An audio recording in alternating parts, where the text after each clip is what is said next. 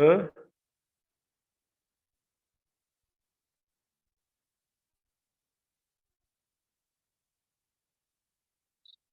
वल्लभ राय प्रभु, हरे कृष्णा। प्रभु जी, अधोक्षाचार्य हाँ, प्रभु उसमें नहीं है। अधोक्षाचार्य प्रभु मेरी कॉलिंग लिस्ट में नहीं है। अच्छा,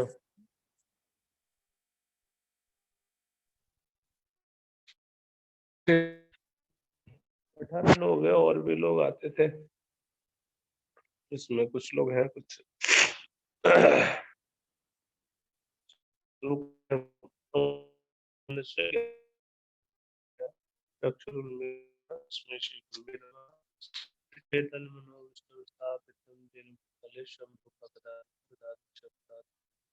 वंदे हम देवो श्री रूपम सागर जात कृष्ण चैतन्य देव श्री राधा कृष्ण पादार श्री विशाखा नमो विष्णु पादाय कृष्ण पृष्ठाय भूतले श्रीमते वेदांत स्वामिने नामिने नमस्ते सारस्वते देवे गौरवाणी प्रचारिणे निर्विशेषवादी पाश्चात्यस्तारणे नमो महावदान्याय कृष्ण प्रदाय ते कृष्णाय चैतन्य नामिने गौरवाणी हे कृष्ण करुणा सिंधु दीनबंधो जगत्ते गोपेश गोपिका कांत राधा कांत नमस्ते सप्त कांचन गौरांगी राधे वृंदावनेश्वरी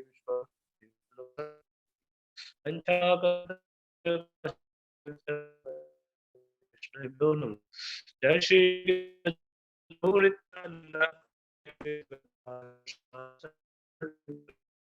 हरे कृष्ण कृष्ण कृष्ण हरे हरे हरे राम राम राम।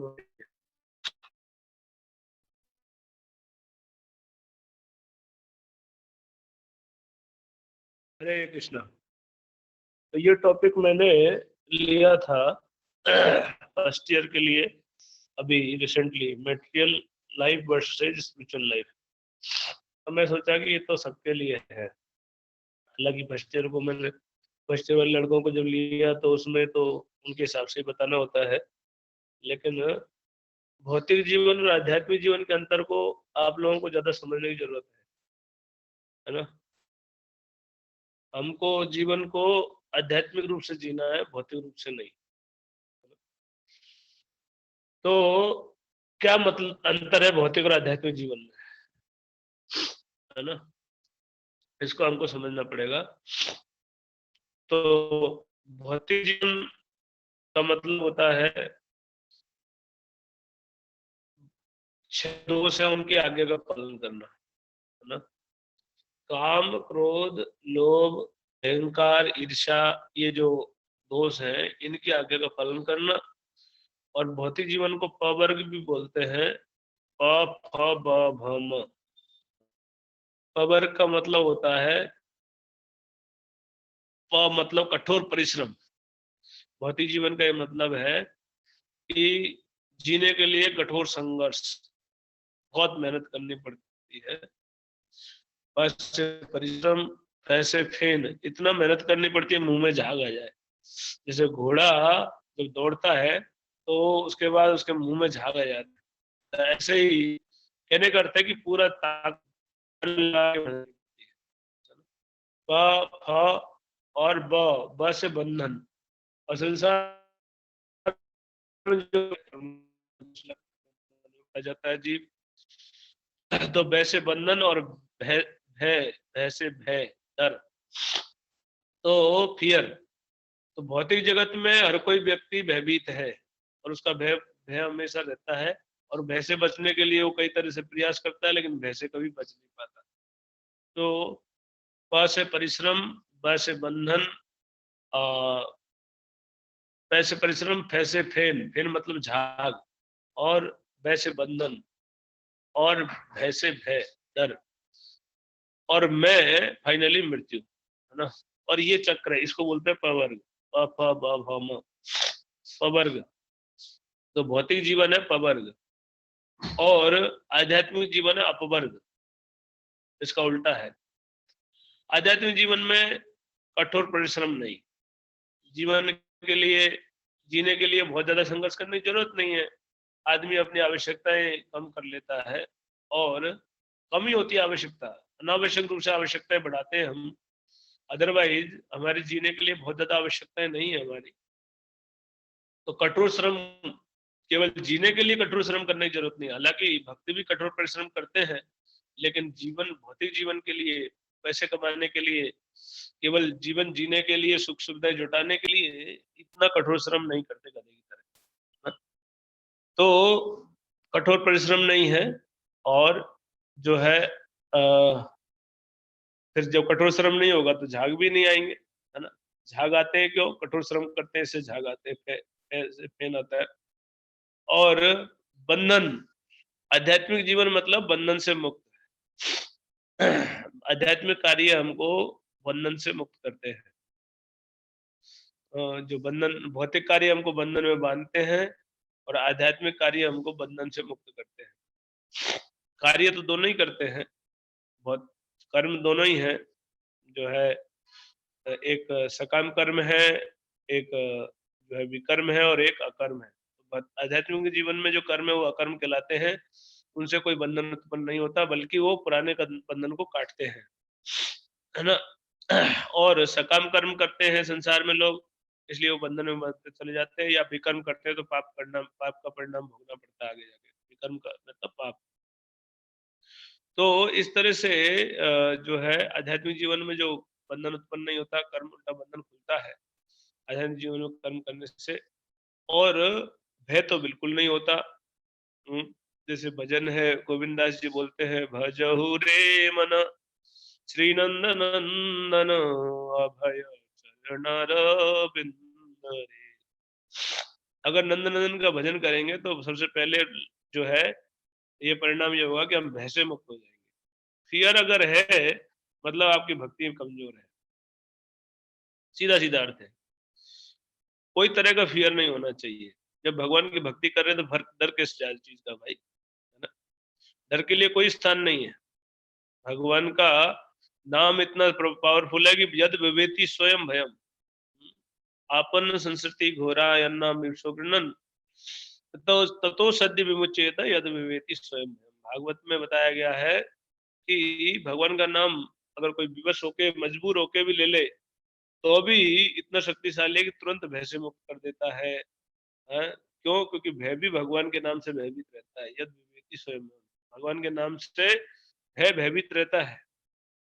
और गोविंद दास जी बोलते हैं कि भगवान का जो भजन करता है भगवान चरणों का, वो भय से मुक्त हो जाता है। अभय चरण नार बिंदरे, कि भगवान के चरण कमल जो है वो अभय प्रदान करने वाले हैं, भय से मुक्त करने वाले, फियर एंजाइटी फ्री लाइफ, है ना। तो ये जो है सब चाहते हैं, लेकिन आध्यात्मिक जीवन मतलब ये भी है कि भय से मुक्त होता है, निर्भय जीवन है, प्रसन्न जीवन है, शांत जीवन है आध्यात्मिक जीवन। और मृत्यु, वास्तव में भक्त की अभी मृत्यु नहीं होती। जो आध्यात्मिक जीवन जीता है वो मृत्यु नहीं होती उसकी, वो अमर हो जाता है हमेशा के लिए और उसको शाश्वत जीवन प्राप्त हो जाता है, भगवत धाम चला जाता है। तो दोबारा मृत्यु नहीं होती, बार बार जन्म मरण के चक्कर में नहीं पड़ना पड़ता उसको। तो इसलिए अपवर्ग कहलाता है, और भौतिक जीवन में कहलाता है अपवर्ग और आध्यात्मिक जीवन कहलाता है अपवर्ग, है ना। भौतिक जीवन शैली और आध्यात्मिक जीवन शैली का मूलभूत अंतर ये है कि भौतिक जीवन शैली में हम जो है अपने शरीर को केंद्र में रखते हुए कार्य करते हैं और शरीर के कल्याण के विषय में सोचते हैं।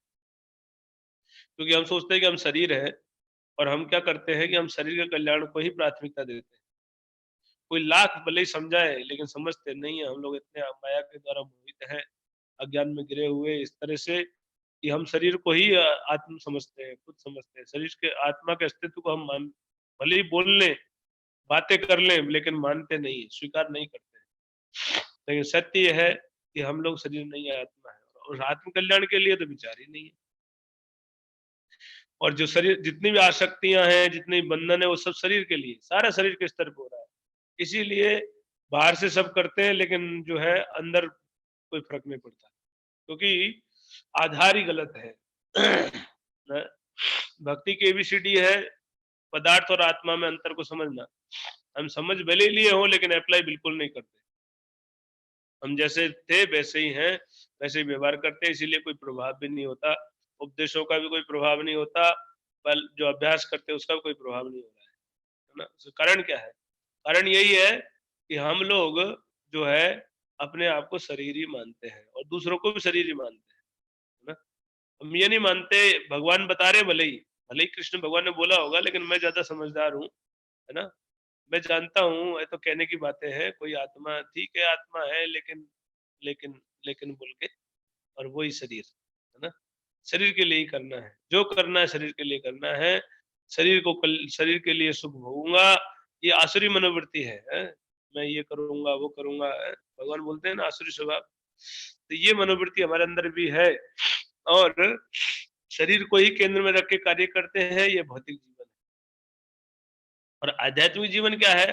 आध्यात्मिक जीवन का अर्थ है आत्मा को केंद्र में रख के कार्य करना। आध्यात्मिक जीवन का आत्म कल्याण, है ना। आत्मा के स्वभाव को अध्यात्म बोला गया है गीता में। ब्रह्म अक्षर परमं स्वभाव अध्यात्म मुच्यते, भूत भावोद्भव करो, अ, क्या था, कर्म संगीतम ऐसे कुछ बताया है। तो भगवान अर्जुन ने पूछा था कि क्या अध्यात्म है, क्या ब्रह्म है, क्या कर्म है, ये सब पूछा था। तो उसके उत्तर में भगवान ने ये बात बोली थी कि ब्रह्म ब्रह्म अक्षर जो आत्म ब्रह्म अक्षर है, शाश्वत है, शाश्वत आत्मा जो ब्रह्म कहलाती है, और उसका जो स्वभाव है, ब्रह्म अक्षर परमम स्वभाव, उसका जो स्वभाव है वो अध्यात्म कहलाता है। तो अध्यात्म मतलब आत्मा के विषय में जो भी कार्य हैं वो सब आध्यात्मिक होते हैं, और शरीर के विषय में, शरीर भौतिक है, तो शरीर के विषय में जो भी कार्य होते हैं वो भौतिक कहलाते हैं। तो हम अगर शरीर को केंद्र में रख के शरीर की आवश्यकताओं को, शरीर के लिए ही, शरीर के को उद्देश्य को ध्यान में रखते हुए जो भी करते हैं वो सब भौतिक हो जाता है। और अगर आत्म कल्याण को केंद्र में रखते हुए, आत्मा में दो है, दो आत्मा है, एक आत्मा है, एक परमात्मा है, तो इनके संबंध में जो कार्य है वो कार्य आध्यात्मिक कहलाते हैं, है ना। तो आध्यात्मिक जीवन और भौतिक जीवन में मूलभूत अंतर यही है। और हम लोग अगर आध्यात्मिक जीवन जिए तो हमको क्या करना पड़ेगा, हमारे निर्णय, जीवन के जो निर्णय है वो शरीर को केंद्र में रखते हुए नहीं, आत्मा को केंद्र में रखते हुए लेने होंगे। आत्म कल्याण के लिए जो निर्णय लिए जाएंगे वो आध्यात्मिक कार्य हो जाएंगे, वो आध्यात्मिक हो जाएंगे। हम लोग बेसिक, एकदम बेसिक बात नहीं समझ रहे हैं कि हम अज्ञान में हैं। पहली बात तो हम ये रियलाइज करें, हम लोग बोल देते हैं हाँ हूँ कर लेते हैं, लेकिन मानते नहीं है ना। अगर वास्तव में हम मान जाए तो हम, है ना, फिर जैसे कोई व्यक्ति बीमार होता है, लेकिन उसको जब तक वो स्वीकार नहीं करेगा वो बीमार, तब तक वो दवाई लेने को तैयार नहीं होता सीरियसली। तो ऐसे ही हम लोग ज्ञान सुन ले भले ही, चाहे हम जो है कितने लेक्चर सुन लेते हैं, जब कर रहे हैं, जो भी कर रहे हैं, लेकिन हम लोग हृदय से ये स्वीकार नहीं करते हैं कि हम अज्ञान में हैं, और हमको अज्ञान से निकलने की आवश्यकता महसूस नहीं होती है, इसलिए अज्ञान में ही कार्य करते हैं। भौतिक कार्य सारे अज्ञान में होते हैं। भौतिक कार्य और आध्यात्मिक कार्यों में ये बड़ा अंतर, जो मूलभूत अंतर तो मैंने बताया। और अगर लक्षणों के हिसाब से अंतर देखे जाए तो भौतिक कार्य अज्ञान में संपन्न होते हैं, आध्यात्मिक कार्य पूर्ण ज्ञान में संपन्न होते हैं, है ना। तो ज्ञान का बड़ा अंतर होता है, ज्ञान के स्तर से कार्यों का परिणाम बदल जाते हैं। तो अगर पूर्ण ज्ञान में स्थित होकर कोई कर्म, जो कर्म भौतिक है वही आध्यात्मिक बन सकते हैं। उसमें मनोवृत्ति, एटीट्यूड का फर्क पड़ जाता है। ज्ञान के अनुसार अगर एटीट्यूड सही है तो वही कार्य आध्यात्मिक भी हो सकता है और वही कार्य भौतिक भी हो सकता है। तो भौतिक और आध्यात्मिक कार्य में अंतर है कि भौतिक कार्य अज्ञान से उत्पन्न है, अज्ञान में ही संपन्न होते हैं और अज्ञान ही बढ़ाते हैं। और आध्यात्मिक कार्य पूर्ण ज्ञान में स्थित होके किए जाते हैं, और हमको अज्ञान को नाश करते हैं और पूर्ण ज्ञान में हमको लाते हैं, हमको दिव्य ज्ञान की अवस्था तक उठाते हैं। ये जो है भौतिक और आध्यात्मिक कार्यों में एक अंतर ये है। भौतिक कार्य टेम्पररी होते हैं, उनका परिणाम क्षणिक होता है, वो नाशवान होता है, उसका फल भी नष्ट होने वाला होता है। आध्यात्मिक कार्य जो है वो उनका फल शाश्वत होता है, कभी नष्ट नहीं होता, उसका परिणाम अक्षय होता है। तो ये कुछ अंतर है, तो इनको हमको समझना होगा बारीकी से, और हम लोगों को ये ये बात को हमको गहराई से समझने की आवश्यकता है। हम लोग इतने समय जा रहा है, लेकिन हम लोग सुधरने का नाम नहीं लेते, है ना? हम लोग सीरियस हो ही नहीं रहे हैं। कुछ लोग सीरियस हैं थोड़े बहुत, लेकिन फिर ढीले पड़ जाते हैं। अगर हमको गंभीर होना है इसमें आध्यात्मिक जीवन में, तो उसके लिए हमको ये बात को सबसे पहले समझना होगा कि अज्ञान के कार्यकलापों को बहुत प्राथमिकता नहीं दें, है ना? अज्ञान में ही हम चिंता करते हैं, अज्ञान में ही परेशान रहते हैं, लेकिन वास्तविकता यह है कि इस संसार को चलाने वाले भगवान हैं, और उन्होंने सबके लिए व्यवस्था कर रखी है ना? हमको बस अपना कर्तव्य मात्र करना है, बाकी व्यवस्था भगवान की है। तो हमको ये चीज को समझने, बहुत सारी चीजें हैं, लेकिन आधारभूत बात यही है कि हम भगवान को आश्रित होकर जीना सीखें। तो इसी में आत्म कल्याण है, और हम अपने आत्म कल्याण को प्राथमिकता दें। भौतिक शरीर के लिए ऐसा नहीं, कुछ नहीं करना है, शरीर के लिए आवश्यक है उतना कीजिए, ना आवश्यकता से अधिक, ना आवश्यकता से कम। आवश्यकता से अधिक करने में प्रॉब्लम है, आवश्यकता से कम में भी समस्या है। भगवान उपदेश देते हैं, युक्त आहार विहारस्य युक्त चेष्टस्य कर्मसु युक्त स्वप्नावबोधस्य योगो भक्ति दुःखः। जो योग साधता है उसको युक्त नियमित होना चाहिए, है ना? अपनी आदतों में, खान पान में, रहन सहन में, सभी में अति अति सर्वत्र वर्जित, अति सब जगह नुकसानदायी होती है। तो अति करने की आवश्यकता नहीं है। भौतिक रूप में अगर अति करेंगे तो निश्चित रूप से फिर भक्ति में नुकसान होगा। अति आहार प्रयास, है ना? अति आहार, ज्यादा ज्यादा भोजन, अत्यधिक प्रयास, भौतिक वस्तुओं के लाभ के लिए लोभ, भौतिक वस्तुओं के लिए लोभ, है ना? ये सब भक्ति को नाश करने वाले तत्व हैं, और इनके पीछे हम भागेंगे तो फिर भक्ति में कैसे आगे बढ़ेंगे? भगवान के साक्षात्कार की दिशा में आगे बढ़ना है, तो हमको सादा जीवन उच्च विचार की धारणा को स्वीकार करना होगा, क्योंकि जीवन कैसे भी जियो से ज्यादा फर्क नहीं पड़ने वाला।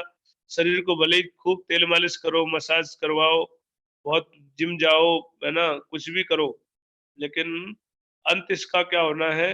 इसको मिट्टी में मिलना है, राख बन जाएगा। आप ज्यादा खाओगे, थोड़ा मोटा तगड़ा हो गया शरीर, तो दो चार लकड़ी ज्यादा लगेगी, इससे ज्यादा फर्क नहीं पड़ता। दो चार लकड़ी ज्यादा लग जाएगी, उससे क्या होगा? ज्यादा फर्क नहीं, कोई नुकसान ही होगा ना, ज्यादा लकड़ी लगेगी जलने में। इस शरीर को जलना है, ये बात को समझिए। इस शरीर को इतना महत्व देते हैं और शरीर को आराम देना चाहते हैं, ये सही बुद्धिमान नहीं है। शरीर मिला है हमको, तपस्या करके शुद्ध होना चाहिए।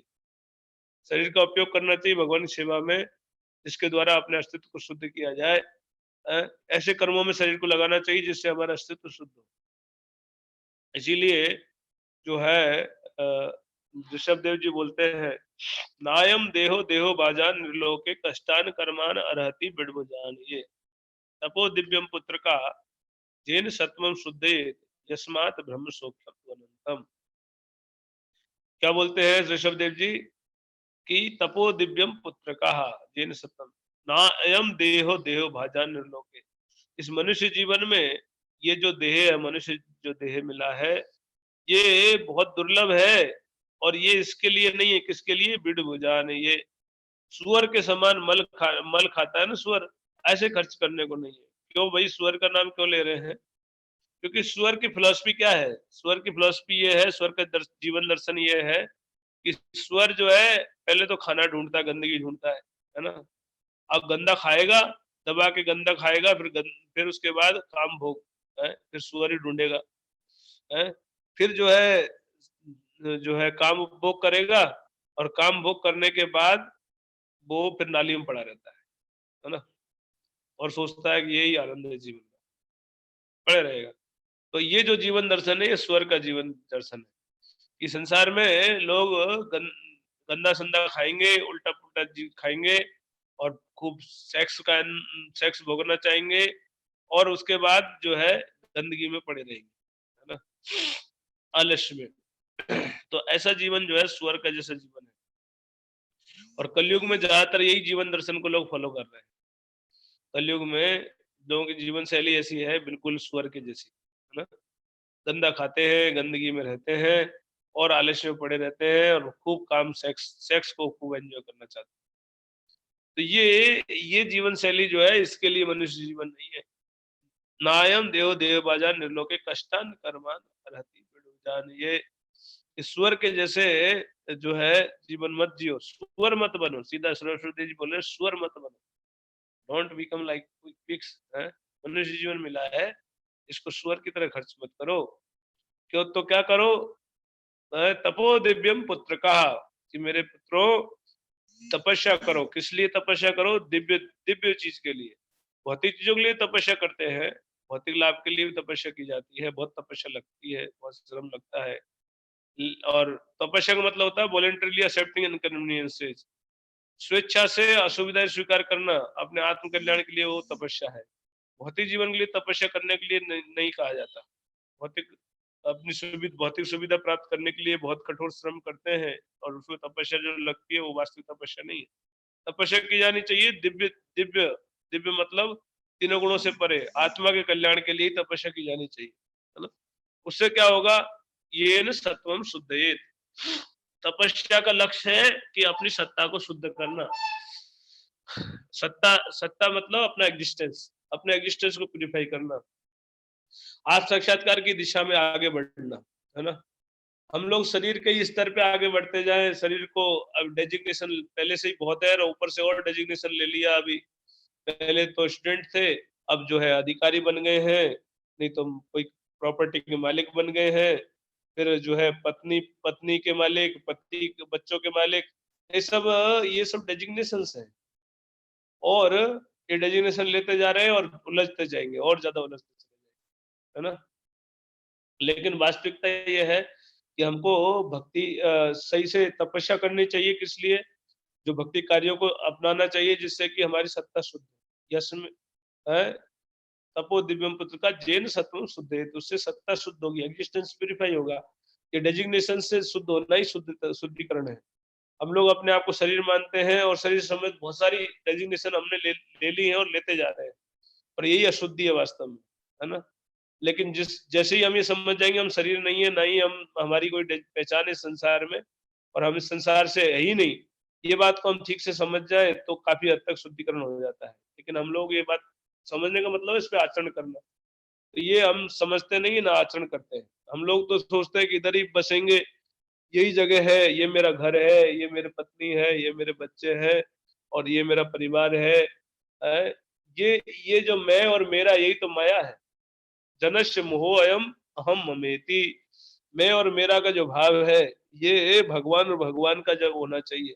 आपका इधर कुछ नहीं है, ना आपकी कोई पत्नी है, ना आपके कोई बच्चे हैं, सब अज्ञान में जी रहे हैं। कोई सोचता है कि ये पुरुष स्त्री, सब लोग जो है अज्ञान में शरीर को ही सब कुछ मान रहे हैं, जबकि शरीर तो मांस का लोथड़ा है। उसके अंदर जो जीव है उसको तो कोई पहचान नहीं रहा, उसके लिए कोई कुछ कर नहीं रहा, है ना। तो ऋषभ देव जी बहुत सुंदर उपदेश देते हैं कि ये मनुष्य जीवन सत्ता को शुद्ध करने के लिए है, अपने अस्तित्व को शुद्ध करने के लिए है। इसको ऐसे सुअर की तरह खर्च मत करो, है ना। तपो दिव्यम पुत्र का जीर्ण सत्वम शुद्धेत। इसके लिए जो तपस्या लगे वो करनी चाहिए। सुबह जल्दी उठने में तपस्या लगती है। अभी सुबह जल्दी उठने में, सुबह जल्दी उठ के मंगल आरती करना, इसमें बड़ी तपस्या है, लेकिन करना चाहिए, है ना। भक्तों को, जो भक्त है वो तपस्या से नहीं डरते, आत्म कल्याण के लिए सारी तपस्या उठाते हैं। तो सुबह जल्दी उठ के और भगवान की सेवा करें, है ना। भगवान की सेवा करना, सुबह सुबह उठ के और फिर जब करना ध्यान पूर्वक, ये सब करना होगा, है ना। और इसी के लिए उपदेश दिया गया है कि आत्म कल्याण के लिए सारी तपस्याएं करना चाहिए। और तपोज दिव्यम पुत्र का जैन सत्वम शुद्ध, उससे सत्ता शुद्ध होगी और सत्ता शुद्ध होने से क्या होगा? दिव्य आनंद की प्राप्ति होगी। यस्मात् ब्रह्म सौख्यम त्वनंतम। तो अनंत सुख की प्राप्ति होगी। ऐसा नहीं कि तपस्या करने के लिए ही है, वास्तविक आनंद प्राप्ति के लिए है मनुष्य जीवन। मनुष्य जीवन में अगर हम आध्यात्मिक रूप से सुख लेने के लिए है, भौतिक सुख के लिए नहीं है। संसार में लोग भौतिक सुख के लेना चाहते हैं, लेकिन आज जो है हमको भौतिक सुख के लिए नहीं जीना है, हमको आध्यात्मिक सुख के लिए जीना है, आध्यात्मिक सुख प्राप्ति के लिए प्रयास करना है ना। तो ये जो है उद्देश्य है। भागवत में बड़ा सुंदर तरीके से ऋषभ देव जी बताते हैं, तो हमको ये बात को समझना है। तो अब हम देखिए कि हम दिन भर में आप देखिए आत्म कल्याण को केंद्र में रख के कोई कार्य करते ही नहीं है। हम शरीर कल्याण को केंद्र में रख के सारे कार्य कर रहे हैं, और शरीर के लिए अगर जी रहे हैं तो ये भौतिक जीवन है। आध्यात्मिक जीवन है कि हम जीवन को इस तरह से ढालेंगे कि हम जो भी कार्य करेंगे वो भगवान की प्रसन्नता के लिए, अपने आत्म कल्याण के लिए ही करेंगे। भगवान बोलते हैं, यत करोसि यत अश्नासि यत जुहोसि ददासि यत यत तपस्यसि कौन्तेय तत् कुरुषु मदर्पणम। जो भी तपस्या करते हो, जो भी जो भी कार्य करते हो, यत करोसि, जो भी करते हो, है ना, भगवान बोलते हैं कि जो कार्य करते हो, यत करोसि यत अश्नासि, जो भी खाते हो, यत जुहोसि, जो जो पूजा करते हो, यत जो ददासि, यत जो भी दान देते हो, यत तपस्यसि, जो भी तपस्या करते हो, तत् कुरुषु मदर्पणम, वो सब मुझे अर्पित करते हुए करो, यानी कि मेरे लिए करो, मेरी प्रसन्नता के लिए करो। तो हमको जो भी कार्य करने हैं वो भगवान के लिए करने चाहिए, अपने शरीर के लिए कुछ नहीं करना चाहिए। शरीर को तो क्या है, भोजन आवश्यकता है, वो देना चाहिए। तो भोजन है भगवान का प्रसाद, प्रसाद खिलाओ, है ना। आवश्यकता है उतनी, रहने के लिए कोई कमी है नहीं, कपड़ों के लिए कोई कमी है नहीं, शरीर की आवश्यकता इतनी तो है। लेकिन हम अनावश्यक रूप से तरह तरह की सुविधाएं जुटाते रहते हैं। तो ये जो है, ये प्रॉब्लम है। भौतिक जो सुविधा है वो आध्यात्मिक जीवन में, फिर भौतिकता का प्रभाव जब बढ़ जाता है तो आध्यात्मिकता में रुचि कम हो जाती है। What happened?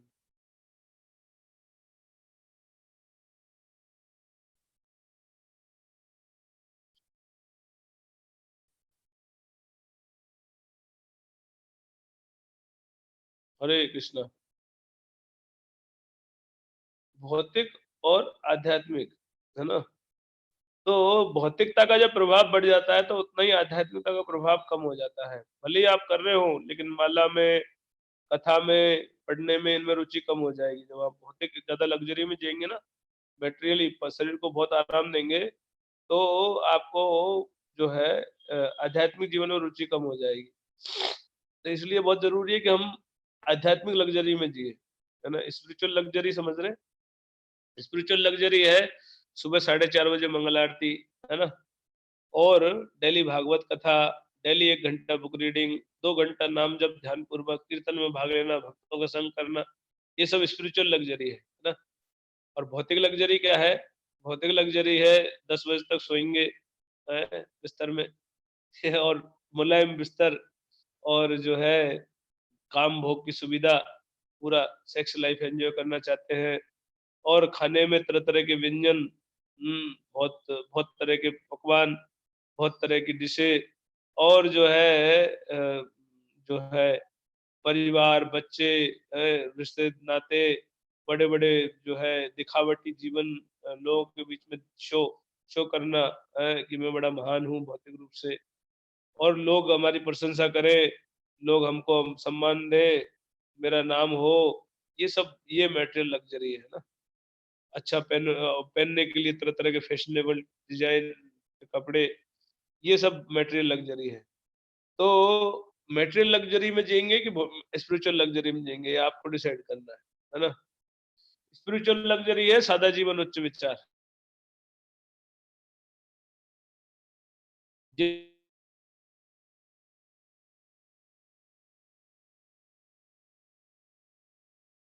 चलाना नहीं चाहिए। रूपा जी इसको बड़े सुंदर तरीके से बोलते हैं, कुंती महारानी की शिक्षाएं, जो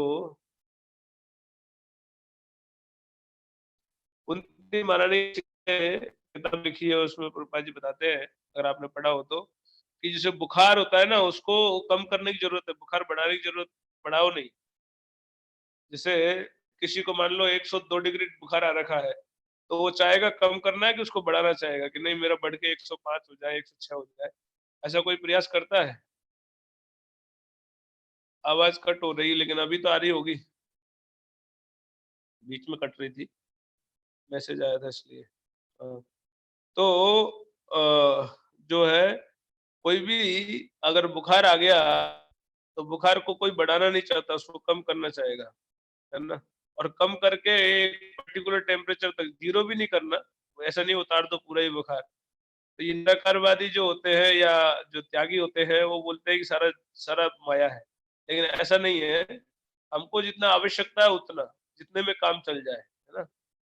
जैसे एक लेकिन बहुत ज्यादा बढ़ाओ नहीं इसको, है ना। ऑलरेडी हम अज्ञान में, और उस अज्ञान को और बढ़ाते रहते हैं मनुष्य जीवन में आके। मनुष्य जीवन में आके अज्ञान कम होना चाहिए, हमको ज्ञान बढ़ाना चाहिए, आध्यात्मिक जीवन, आध्यात्मिक विचार बढ़ना चाहिए हमारा, भगवान की तरफ आकर्षण बढ़ना चाहिए, भगवान की कथा में आकर्षण बढ़ना चाहिए, भगवान नाम में रुचि बढ़नी चाहिए, फिर प्रचार, भगवान के प्रचार में रुचि बढ़नी चाहिए। तब तो हमारा जीवन आध्यात्मिक हो रहा है।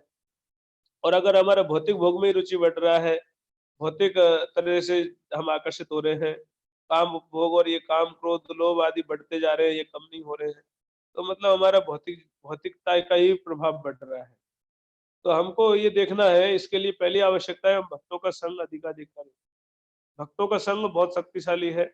भक्तों का संग करने से ये स्वाभाविक रूप से हमारे ये दोष है ये कम होते हैं। भक्तों का संग भगवान का बहुत बड़ा कृपा है कि जो भक्तों का संग करते हैं तो उससे तुरंत ही वो लाभ होता है जो कि हम बहुत साधना करके भी लाभ नहीं उठा सकते। भक्त संग का इतना प्रभाव होता है। अगर कोई भक्त जो है जिसके हृदय शुद्ध है, ऐसे भक्त का अगर संग मिल जाए तो निश्चित रूप से हम बहुत सारे दोषों से तुरंत मुक्त हो जाते हैं। भक्तों के बारे में भजन है, नरोत्तम दास ठाकुर लिखते हैं, যাহারে নিকটে গেলে পাপে দূরে যায় এমন দয়াল প্রভু এবা কোথা पाए। जहारे निकटे गले, जिसके पास जाने से पाप दूर भाग जाता है, बताओ। बोले ऐसा दयालु प्रभु कहाँ से मिलेगा, जिसके नजदीक जाने से पाप दूर भाग जाता है। पढ़ो और तो बात। हाँ? गंगारे परस हইলে पश्चाते पावन तुम्हारा दर्शने पवित्र करो यही तुम्हारा गुण। क्या बोलते हैं कि गंगा में तो स्नान करने के बाद शुद्ध पवित्र होता है व्यक्ति। साधु का तो, जो शुद्ध भक्त है उनका तो दर्शन करने से ही व्यक्ति पवित्र हो जाता है। दर्शन पवित्र करो यही तुम्हारा गुण। भक्तों के संग का महिमा बहुत अधिक है। भक्तों का संग जरूर चाहिए हमें। हम पतित हैं, हमारी स्थिति बहुत नाजुक है, हमको भक्तों का संग चाहिए। अगर हम भक्तों का संग करेंगे तो हम भी जो है पतित से उत्तम अवस्था को प्राप्त होंगे। तो इसलिए भक्तों का संग बहुत जरूरी है। भक्तों का संग करे, कम से कम जो है ऑनलाइन संग ही ठीक है ना। क्लास सुन रहे, भक्त संग में भगवान कथा सुनना, भक्त संग में भगवान का नाम जप करें, जितना संभव हो भक्तों के संग का अवसर का लाभ उठाएं। फिर नाम जब ध्यान पूर्वक करना होगा तब जाके हम आध्यात्मिक जीवन तरफ उन्मुख होंगे और भौतिकता का प्रभाव थोड़ा कम होगा हमारे ऊपर। नहीं तो अभी तो क्या है, भौतिकता का प्रभाव ही बना हुआ है। और उल्टा ऐसा तो ऐसी इच्छाएं जो भगवान की प्राप्ति के अलावा और जो इच्छा है वो भक्ति में नहीं करनी चाहिए, अगर है तो उनको त्याग देना चाहिए। जैसे भक्ति कर रहे हैं लेकिन चाहते हैं वही भोग संसार का, तो ये तो ऐसा ही है जैसे वो बुढ़िया जो है, एक बुढ़िया थी ना, स्टोरी सुने आप लोग, जो बुढ़िया जंगल जाती थी, लकड़ी काट के लाती थी, सर पे गट्ठर बांध के। एक बार बहुत ज्यादा गट्ठर बांध लिया उसने, और वो रात को जो है लेट नाइट निकल रही थी, गाँव आते आते जंगल में थी, वो गट्ठर गिर गया सर से। जब सर पे चढ़ाया था तब तो किसी की सहायता लेके चढ़ा लिया था, लेकिन आते समय रास्ते में गिर गया, अकेले उसको उठा नहीं पाई। तो खूब प्रार्थना की भगवान से, हे दीनबंधु, हे दीन दयाल, कृपा करो, आप तो दीनों के नायक हो, आप तो दीन वत्सल हो, दीन दयाल हो, मैं देखो मेरी दीन दशा पे तरस खाओ। खूब रो रो के पुकारी भगवान को, तो दीन दयाल आ गए, है ना। और दीन दयाल तो दीन दयाल है, वो आ गए, बोले मैया क्या चाहिए, क्यों इतना विकल हो रही हो। तो बोले कि प्रभु आपने बिल्कुल सिद्ध कर दिया, आप दीन दयाल हो, है। तो बोले बताओ बताओ क्या चाहिए तुमको।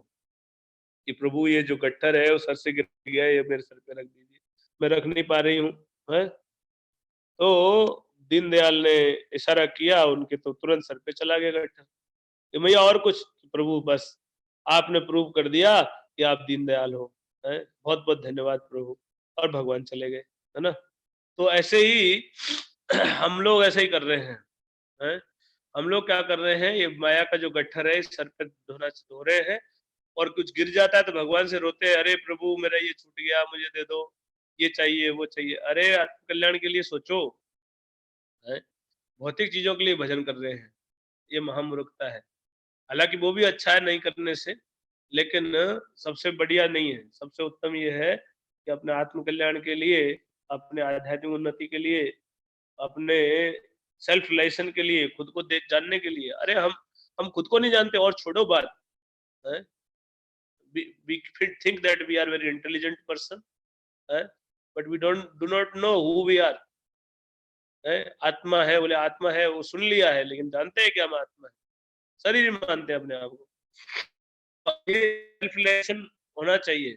अपने आप को तो जानो, ईश्वर को जानो, हमारा कार्य क्या है वो जानो, तब तो कार्य करोगे। है? तो इसके लिए भक्ति इसके लिए की जानी चाहिए। भक्ति इसके लिए नहीं कि मुझे नौकरी मिल जाए, मुझे पुत्र प्राप्ति हो जाए, मुझे अच्छी पत्नी मिल जाए, डेवोटी वाइफ मिल जाए ना। भगवान से माला जा प्रभु 2 माला ज्यादा करूंगा, मुझे 1 पत्नी दे दो। है ऐसे भजन मत करो, है ना। ये भजन के लिए उद्देश्य नहीं है। ये भौतिक जीवन ही है, ये आध्यात्मिक जीवन नहीं है। आध्यात्मिकता का दिखावा है, जीवन भौतिक है। बहुत आध्यात्मिक जीवन और भौतिक जीवन में मूलभूत अंतर ये है कि आध्यात्मिक जीवन आत्म कल्याण के केंद्र में रख के किया जाता है, और भौतिक जीवन शरीर के लाभ के लिए, शरीर के सुख के लिए वो केंद्र में रख के किया जाता है। आत्मा का जिसमें कल्याण हो वो आध्यात्मिक है, संबंधित कार्य आध्यात्मिक है, और शरीर संबंधित कार्य भौतिक है। तो ये चीज को समझना होगा। लेकिन हम अगर चाहे तो आप कहेंगे कि प्रभु जी क्या हम सब छोड़ के आ जाए मंदिर में, फिर तो है ना, तो हम तो वो तो कर नहीं पाएंगे। बोले कर पाए तो बहुत अच्छी बात है। ये भी अच्छा है कि अगर आप ऐसा कर सके। नहीं कर सकते तो कम से कम भगवान बोलते हैं, भगवान बोले हैं, सर्वधर्मान् परित्यज्य मामेकं शरणं व्रज अहम त्वां सर्वपापेभ्यो मोक्षयिष्यामि मा शुचः, कि सब धर्मों को त्याग के मेरी शरण में आना चाहिए, है ना। मैं तुम्हें सब पापों से मुक्त कर दूंगा, भगवान वचन देते हैं। लेकिन वो नहीं कर पाते, उनके लिए भगवान ने दूसरी बात बोली कि जो भी कार्य करते हो वो मेरे लिए करो। यत् करोसि यत् अश्नासि यत् जोषि ददासि यत् तपस्यसि कौन्तेय तत् कुरुषु मदर्पणम्। तो भगवान की सेवा के लिए आपके पास जो भी वस्तु है, जो भी है, हमारा जो सिद्धांत है, देखिए इसको भी समझना होगा कि भक्त और एक नाश जो त्यागी व्यक्ति, त्यागी भक्त और भोगी, भोगी त्यागी और भक्त में अंतर कृपा जी बड़ा सरल सा उदाहरण देके बताते हैं। सड़क पे अगर नोट पड़ा है, उसके पड़े 2000 का नोट पड़ा है, तो भोगी व्यक्ति आएगा, वो तो क्या करेगा, उठा के जेब में रखेगा। और त्यागी देखेगा कि मेरा नहीं है। और जो भक्त है वो देखेगा। तो ऐसे ही संसार में जो भी वस्तु है ये सब भगवान की है, तो उन वस्तुओं को भगवान सेवा में उपयोग किया जाना चाहिए, अपने उपभोग के लिए नहीं किया जाना चाहिए, है ना। चाहे आपके घर में आपके आपको जो पैसा मिल रहा है वो आपका नहीं है, वो सब भगवान का ही है। आपका घर आपका नहीं है, वो भी भगवान का है। आपके बच्चे परिवार वो आपका नहीं है, वो भी भगवान की संतान है। आपको उत्तरदायित्व मिला है उनकी टेक केयर करने का, और मूल उत्तरदायित्व है कि उन सबको आप भगवान की सेवा में लगाए, है ना। खुद भी भगवान सेवा में लगे, और जो भी आपके पास है उन सबको भगवान सेवा में लगाए। This is your main duty, है ना। ये रेस्पॉन्सिबिलिटी आपको भगवान तरफ से मिली है। भगवान के परिवार के मुखिया होने के नाते आपका उत्तरदायित्व बनता है कि आप सभी को भगवान की सेवा का अवसर प्रदान करें, उनको भगवान की सेवा में लगाएं, खुद भी भगवान की सेवा करें। तो भौतिक जीवन और आध्यात्मिक जीवन बाहर से नहीं पहचाना जा सकता, भाव का अंतर है ना। किस लिए कर रहे हैं। वैसे रूपा जी उदाहरण देते हैं, हमारी थ्योरी ये है कि हम लोग चीजों से दूर नहीं भागते। कोई ग्रस्त रह के भी भगवान को प्राप्त कर सकता है। बड़े बड़े राजा हुए, उन्होंने भगवान को प्राप्त किया है, लेकिन उनकी भावना अलग थी। वो शरीर के भोग के लिए जीवन नहीं जिए, वो भगवान की सेवा के लिए, भगवान की प्रसन्नता के लिए कार्य किए, और उन्होंने सारी तपस्या उठाते थे भगवान की सेवा के लिए। तो उनसे भगवान प्रसन्न हुए। तो आप भी जो है ऐसा कर सकते हैं। प्रभुपाद जी उदाहरण देते हैं कि जैसे कोई दूध की मिठाई खाने से दस्त लग जाते हैं, तो दूध का ही बना दही खाने से वो दस्त ठीक हो जाते हैं। पेट को आराम मिल जाता है। तो ऐसे ही भौतिक वस्तु अगर अपने उपभोग के लिए उपयोग करो तो वो हमारे हमको नुकसान करती है। अध्यात्म हमको भौतिक रूप से भौतिक जीवन है और उसी को अगर हम भगवान की सेवा के लिए करें तो वही आध्यात्मिक हो जाता है, वही हमारा कल्याण करता है। चीज वही है, कार्य वही है। जैसे आप नौकरी कर रहे हैं, संसार में परिवार पाल रहे हैं, जो भी कर रहे हैं, लेकिन वही अगर बंधन का कारण बन सकता है और वही मुक्ति का कारण बन सकता है। हैं? बंधन का कारण कब बनेगा? जब आप उसको अपने उपभोग के लिए उपयोग करते हैं और अपने उसका उद्देश्य खुद का एंजॉयमेंट रखते हैं। और अगर मुक्ति कारण बनेगा अगर उन्हीं को आप भगवान की सेवा में लगाते हैं, हर वस्तु को, हर व्यक्ति को, और खुद ही भगवान की सेवा करते हैं, तो वही मुक्ति कारण बन जाता है। तो इसको समझना होगा। अमृत बिंदु उपनिषद से प्रभुपाद जी कोट करते हैं, मनेव मनुष्याणाम कारणम बंध मोक्षये बंधाय विषया संगो मुक्तये निर्विषय मना। क्या बोलते हैं कि मन ही बंधन का और मुक्ति कारण है। जब मन भौतिक विषयों में आसक्त रहता है, भौतिक भोग में आसक्त रहता है, तो बंधन का कारण बनता है। और जब मन जो है भौतिक भोग से विरक्त हो जाता है, आध्यात्मिक कल्याण के लिए उसका रुचि दिखाता है, तो मुक्ति कारण बनता है। तो ये हमारी स्थिति है। तो हमको क्या है कि ये चीज को हमको इस स्थिति में आना है और ये समझ के ही होगा, है ना। तो इसीलिए आप लोग, सबसे उत्तम तो यही है कि पूरी तरह से भगवान सेवा में लग जाए, तो बहुत सारा काम आसानी से हो जाए। लेकिन नहीं लग पा रहे हैं तो कम से कम जीवन का ध्येय बनाइए आध्यात्मिक उन्नति, और हमारे कार्यों को आध्यात्मिक बनाइए, और अपने मनमाने ढंग से नहीं, गुरु साधु शास्त्र के अनुसार, जो गुरु साधु शास्त्र के अनुसार अब कार्यों को भगवान सेवा में लगाना चाहिए। इस तरह से भगवान को प्रसन्न करके हम वास्तविक लाभ उठा सकते हैं। तो ये प्रयास हमको करना चाहिए। हरे कृष्णा कृष्णा कृष्णा हरे हरे, हरे राम राम राम हरे हरे। कोई प्रश्न है किसी? हरे कृष्णा। अभी हम लोग जो है बाड़मेर में है, बाड़मेर में प्रचार के लिए आए हुए हैं। मैं बाड़मेर से बोल रहा हूँ आज। कोई प्रश्न? मुझे ये कुंभ मेला के बारे में जानना था, ये क्या मतलब शास्त्रों में था? कौन जानना चाहता है कुंभ मेले के बारे में? पदम सुंदर दास मुझे। पदम सुंदर को जानना चाहते हैं? तो कुंभ मेला, वो कुंभ बोलते हैं घड़े को। तो ऐसा बताते हैं कि समुद्र मंथन के समय जब अमृत निकला, तो उस अमृत को छीना झपटी हुई देवताओं में, रसरों में, तो अमृत के कुछ बूंदे छलक के और चार चार जगहों पे गिरी। तो वहां क्या है कि वहां उस समय पे, जिस समय पे वो बूंदे गिरी थी, उसी समय पे मेला लगता है। उस समय पे वहां अमृत प्रकट होता है, कि अमृत नाश नहीं होता ना, तो इसलिए उस समय पे वो में होता है। तो उसमें स्नान करने से, अमृत में स्नान करने का लाभ मिलता है। तो उससे आध्यात्मिक जीवन में, अब भौतिक दोनों तरह से ही लोग वो चाहते हैं कि कोई उस स्वर्ग जाना चाहता है, कोई कुछ चाहता है, कोई कुछ चाहता है। तो आध्यात्मिकवादियों के लिए भी ये शुभ होता है, क्योंकि शुद्ध है वो। उस टाइम में स्नान शुद्ध होता है। उस टाइम में शुद्ध वातावरण में, शुद्ध जल में स्नान करने से आध्यात्मिक लाभ होता है, शुद्धिकरण हो जाता है, पाप कट जाते हैं। तो इस तरह से है। ठीक है। और किसी का कोई प्रश्न?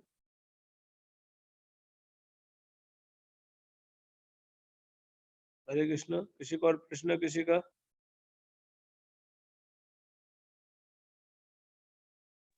हाँ, हरे कृष्ण प्रभु जी। तो जो आप डेफिनेशन बता रहे हैं त्यागी, भक्त और भोगी का, उसमें मैं आवाज बिल्कुल कट गया था, तो आवाज सुनाई नहीं था आपका, तो आप फिर से repeat कर भोगी सकते त्यागी मैंने बताया ना, प्रभुपाद जी कई बार उदाहरण दिए थे कि जैसे कोई आदमी जा रहा है, एक नोट मिलता है 2000 का, सड़क पर नोट पड़ा है, तो एक आदमी आया, वो उस नोट को उठा लिया और देखा दाएं बाएं कोई नहीं है, अपनी जेब में रख लिया। दूसरे ने देखा, दूसरा आदमी को मिला, उसने देखा मेरा नहीं, वो छोड़ के चला गया।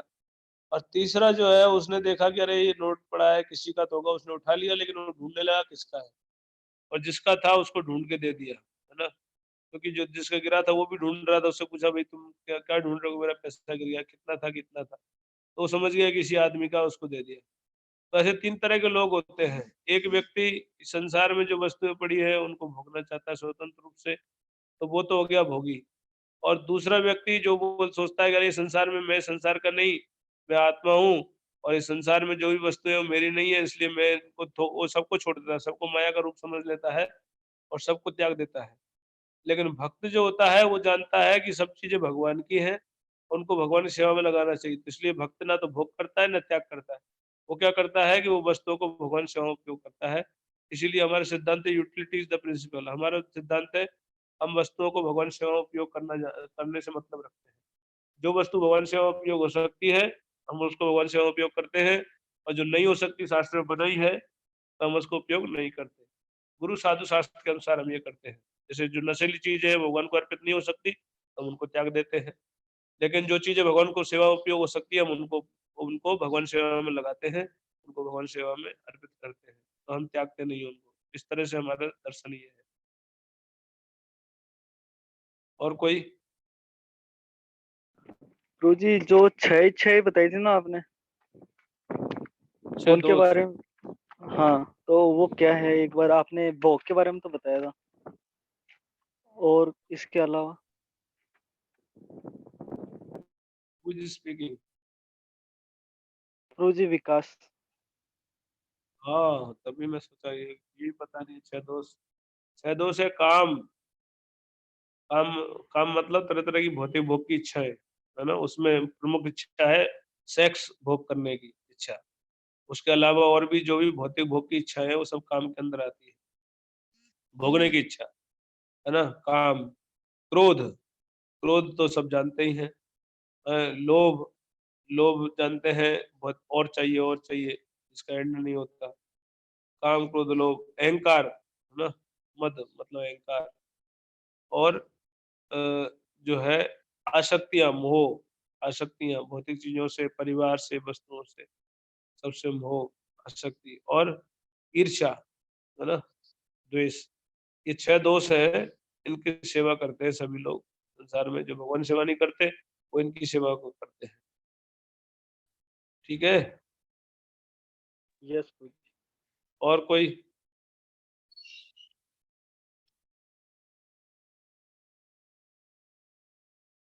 ठीक है। हरे कृष्णा कृष्णा कृष्णा हरे हरे, हरे राम राम। राम राम हरे हरे।